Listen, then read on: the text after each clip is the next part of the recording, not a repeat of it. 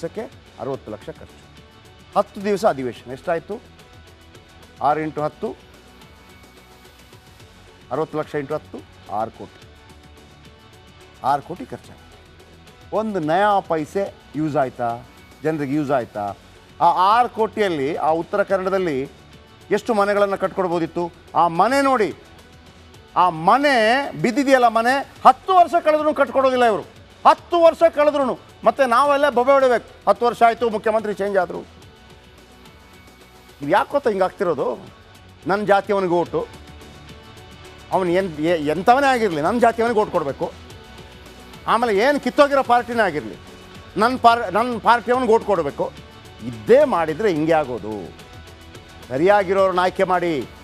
ಅಪ್ಪ ಆದ ನಂತರ ಮಗ, ಮಗ ನಂತರ ಅವನ ಮೊಮ್ಮಗ, ನಿಲ್ಲಿಸ್ರಪ್ಪ ಇನ್ನಾದರೂ. ಆ್ಯಂಡ್ ನೆಕ್ಸ್ಟ್, ಮಾನ್ಸೂನ್ ಕಲಾಪ ಅಂದರೆ ಮಳೆಗಾಲದ ಬಗ್ಗೆ ಚರ್ಚೆ ಆಗಬೇಕು, ಜನರ ಸಮಸ್ಯೆಗೆ ಮುಕ್ತಿ ಸಿಗಬೇಕು. ಆದರೆ ಈಗ ಇದರ ಕಂಪ್ಲೀಟ್ ವೈಖರಿನೇ ಚೇಂಜ್ ಆಗೋ ಥರ ಕಾಣ್ತಾ ಇದೆ.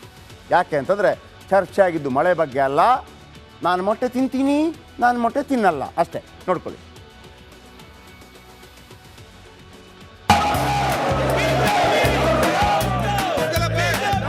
ಯವ್ವ ಒಲ್ಲೆವ್ವ ಯವ್ವ, ಏನ್ ಕೂಗಾಡ್ತಾರ, ಅರ್ಚಾಡ್ತಾರ, ಕಿರ್ಚಾಡ್ತಾರ.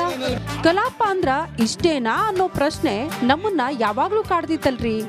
ಆದ್ರೆ ಇದಕ್ಕಿಂತ ಮಿಕ್ಕಿದ ಆಫರ್ ಒಂದನ್ನ ಇವತ್ತು ಸ್ಪೀಕರ್ ಅನೌನ್ಸ್ ಮಾಡಿದ್ರು ನೋಡ್ರಿ.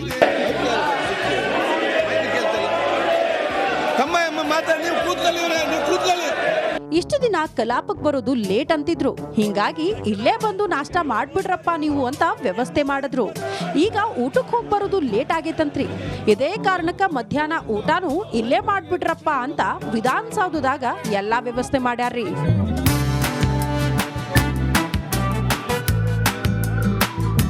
ಇದೇ ವಿಷಯ ಕಲಾಪದಾಗ ಹೇಳಿದ ಸ್ಪೀಕರ್ ಸಾಹೇಬ್ರು ಊಟ ಮುಗಿದ ಮೇಲೆ ಒಂದ್ ರೌಂಡ್ ನಿದ್ದಿನೂ ಮಾಡ್ಬಿಡ್ರಪ್ಪ ನೀವು ಅಂತ ಹೇಳ್ಬಿಟ್ರು. ಯಾಕಂದ್ರ ಅದಕ್ಕೂ ಒಂದ್ ಕುರ್ಚಿ ಹಾಕ್ಯಾರಂತ ನೋಡ್ರಿ. ಬೆಳಿಗ್ಗೆ ಬೇಗ ಬರ್ಬೇಕಂತೇಳಿ ನಿಮ್ಗೆಲ್ಲರಿಗೂ ಕೂಡ ಬ್ರೇಕ್ಫಾಸ್ಟ್ ವ್ಯವಸ್ಥೆ ಆಯ್ತು. ಏನು ಮಧ್ಯಾಹ್ನ ದೂರ ಹೋಗಿ ಮತ್ತೆ ಬರುವಾಗ ಲೇಟ್ ಆಗ್ತದೆ ಅಂತೇಳಿ ನಿಮ್ಗೆ ಉತ್ತಮವಾದ ವ್ಯವಸ್ಥೆ ಇಲ್ಲಿ ಮಾಡುವಂಥ ವ್ಯವಸ್ಥೆ ಆಯ್ತು ಊಟದ. ಮತ್ತೆ ಕೆಲವರು ಹೇಳ್ತಾರೆ ಊಟ ಎಲ್ಲ ಚೆನ್ನಾಗಿತ್ತು, ಅಲ್ಲ ಊಟ ಎಲ್ಲ ಚೆನ್ನಾಗಿತ್ತು, ನಾನು ಸ್ವಲ್ಪ LH ಹೋಗಿ ನಿದ್ದೆ ಮಾಡಿ ಬರ್ತೇನೆ ಅಂತೇಳಿ ಮತ್ತೆ ಅವ್ನು ಬರುವುದೇ ಇಲ್ಲ.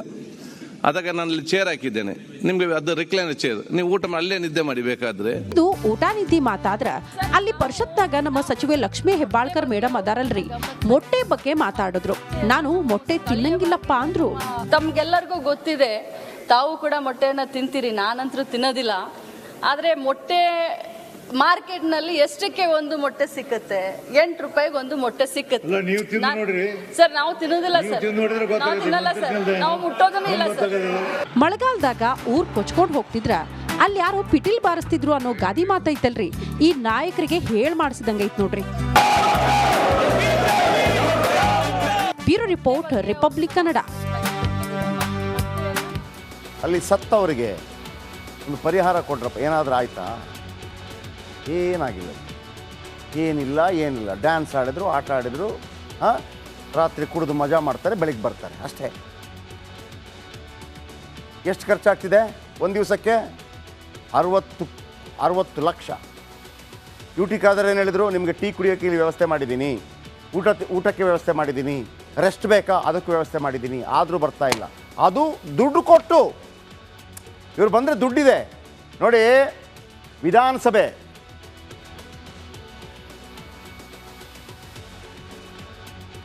ನೋಡಿ, ವಿಧಾನಸಭೆ ಪರಿಷತ್ನ ಕಲಾಪಕ್ಕೆ ಕೋಟಿ ಖರ್ಚಾಗತ್ತೆ. ಎಷ್ಟು ಖರ್ಚಾಗತ್ತೆ? ಅಧಿವೇಶನಕ್ಕೆ ಒಂದು ದಿನದ ಖರ್ಚು ಎಷ್ಟು? 60 ಲಕ್ಷ. ಅಧಿವೇಶನಕ್ಕೆ ಒಂದು ದಿನದ ಖರ್ಚು 60 ಲಕ್ಷ. ಅಧಿವೇಶನ ವೇಳೆ 2,000 ಸಿಬ್ಬಂದಿ ದುಡಿತಾರೆ. 2,000 ಸಿಬ್ಬಂದಿ ದುಡಿತಾರೆ ಅಧಿವೇಶನದ ವೇಳೆ. ಆದರೂ ಶಾಸಕರು ಏನೆಲ್ಲ ಮಾತಾಡ್ತಾರೆ, ಮಾಡ್ತಾರೆ, ಏನಿಲ್ಲ. ಫಸ್ಟ್ ತಗೊಳ್ಳಿ.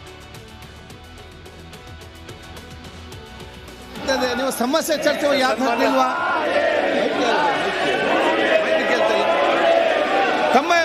ಲಕ್ಷ ಖರ್ಚು ನಾವು ಮಾಡೋದು. ನೆಕ್ಸ್ಟ್,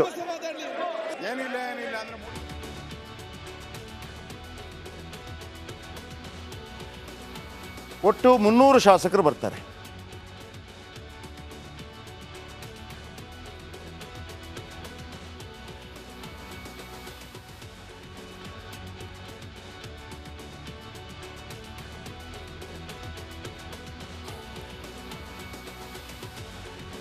ಶಾಸಕರು ಎಮ್ ಎಲ್ ಸಿಗಳಿಗೆ ಮೊದಲು ನಿತ್ಯ 1,000 ಸಿಗ್ತಾ ಇತ್ತು. ಗೊತ್ತಾಯ್ತು ನೋಡಿ. ಇವರೆಲ್ಲರೂ ಸದನಕ್ಕೆ ಬಂದು ಕೂತು ಹೋದರೂ ಕೂಡ ದುಡ್ಡು ಬರುತ್ತೆ. ಆಮೇಲೆ ಶಾಸಕರು ಎಮ್ ಎಲ್ ಸಿಗಳಿಗೆ ಮೊದಲು ನಿತ್ಯ 1,000 ರೂಪಾಯಿ ಸಿಗ್ತಾ ಇತ್ತು. ಆದರೆ ನಿತ್ಯ 1,000 ರೂಪಾಯಿ ಸಾಲಲ್ಲ ಅಂತ ಶಾಸಕರು ಹೇಳಿದರು. ಆಮೇಲೆ 2,000 ಆಯಿತು. ಶಾಸಕರ ನಿತ್ಯದ ಭತ್ಯೆಗೆ 6 ಲಕ್ಷ ವ್ಯಯ ಮಾಡಲಾಗುತ್ತೆ. ಶಾಸಕರು ಕ್ಷೇತ್ರದಿಂದ ಬರೋದಕ್ಕೂ ಹಣ ಕೊಡಲಾಗುತ್ತೆ. ಕ್ಷೇತ್ರದಿಂದ ಬರಲು ಕಿಲೋಮೀಟ್ರಿಗೆ 30 ರೂಪಾಯಿ ಕೊಡ್ತಾರೆ. 1 ಕಿಲೋಮೀಟ್ರಿಗೆ 30 ರೂಪಾಯಿ, ಹೋಗೋದಕ್ಕೆ ಬರೋದಕ್ಕೆ 60 ರೂಪಾಯಿ. ಆ ಥರನೋ ಏನೋ ಇರಬೇಕು. ಒಬ್ಬ 300 ಜನ, 224 M L A, 75 M L C, 300 ಜನ. ಇವರಿಗೆ ಬೆಳಗಾವಿಯಿಂದ ನೀವು ಫ್ಲೈಟಲ್ಲಿ ಬಂದರೂ ಕೂಡ ನಿಮಗೆ ಸಿಗೋದು ಪೆಟ್ರೋಲ್ ಭತ್ಯೆ. ಕಿಲೋಮೀಟ್ರಿಗೆ ಎಷ್ಟು? 30 ರೂಪಾಯಿ. ರಾಜ್ಯ ಶಾಸಕರ ಪೆಟ್ರೋಲ್ ಖರ್ಚಿಗೆ ಒಂದು ದಿವಸಕ್ಕೆ 40 ಲಕ್ಷ ರೂಪಾಯಿ ಖರ್ಚಾಗತ್ತೆ. 40 ಲಕ್ಷ ರೂಪಾಯಿ. ಪ್ರತಿನಿತ್ಯ ವಿದ್ಯುತ್ ಬಳಕೆಗಾಗಿ 60,000 ವೆಚ್ಚವಾಗುತ್ತೆ. ಆದರೂ ಶಾಸಕರು ಅಧಿವೇಶನದಲ್ಲಿ ನಾಟಕ ಮಾಡ್ತಾರೆ.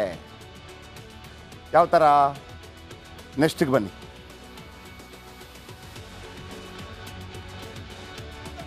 ಓಕೆ, ಹೇಳಿ.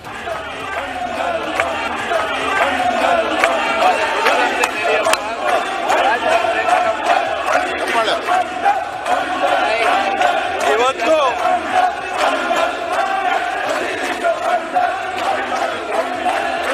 ಪ್ರತಿಪಕ್ಷ ನಿನಗೆ ಏನಾಗಿದೆ? ಈಗ ಕೈಯಲ್ಲಿ ಕಬ್ಬಿನ ಕೊಡಿ, ಒಂದು ಕೂತ್ಕೊಳ್ಳಿ. ಪ್ರತಿಪಕ್ಷ ಕೂತ್ಕೊಳ್ಳಿ, ಕೂತ್ಕೊಳ್ಳಿ. ಅಲ್ಲಿ ಸ್ವಲ್ಪ ಮಾತಾಡ್ತಿದ್ದಾರೆ ನೋಡಿ. 300 ಜನ M L A, M L C 300 ಜನ ಇರ್ತಾರೆ. ಅದಾದ ನಂತರ ಪ್ರಧಾನ ಕಾರ್ಯದರ್ಶಿಗಳು ಬರ್ತಾರೆ, ಕಾರ್ಯದರ್ಶಿಗಳು ಕೆಲಸ ಮಾಡ್ತಾರೆ.